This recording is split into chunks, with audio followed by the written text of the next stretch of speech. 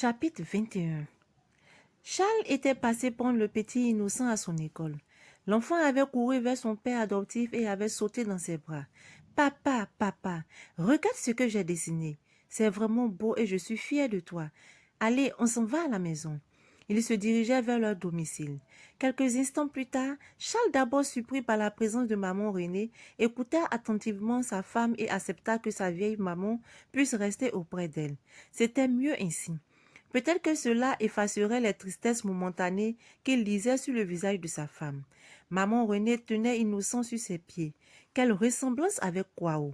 L'enfant n'avait même pas hérité du teint de sa mère.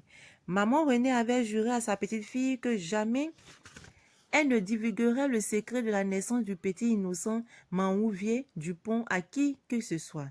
Ce serait leur secret. Le bonheur était venu balayer tous les soucis.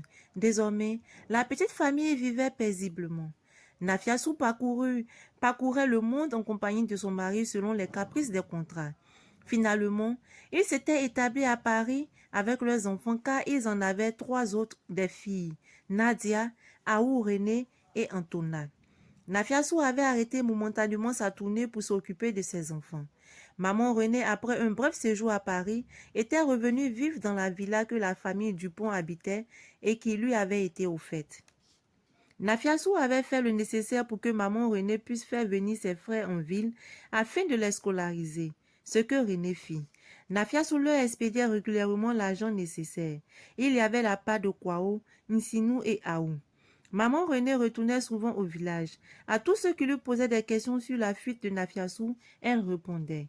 Oui, Nafiassou avait épousé un Européen. Et pourquoi elle avait fui c'est pourquoi elle avait fui la colère de ses parents en pensant qu'il la blâmerait. Certains cherchaient à en savoir plus mais se résignaient et au lieu de blâmer Nafiassou, l'enviaient plutôt. C'était le cas des jeunes filles qui se merveillaient devant ces photos. Seul Insinou fut mis au courant de l'existence d'innocent Maonvier, le fruit de l'inceste. Il promit à René de garder le secret. Il ne le divulgua jamais. Kwao ne semblait pas touché par ce remue-ménage. Il n'était plus qu'une loque que l'alcool anéantissait et attirait doucement vers une mort certaine. Pour lui, la scène de cette nuit-là dans la clairière n'était qu'un rêve. Il continuait de vivre avec ses illusions et espérait toujours le retour de Nadia. Nafiassou n'avait jamais existé pour lui. C'était la réincarnation de Nadia qu'il avait trahi une fois de plus. Ainsi s'achève le chapitre 21. Enfin, Nafiassou peut aider maintenant ses frères, ses parents, avec la position dans laquelle elle se trouve. N'est-ce pas bien le destin?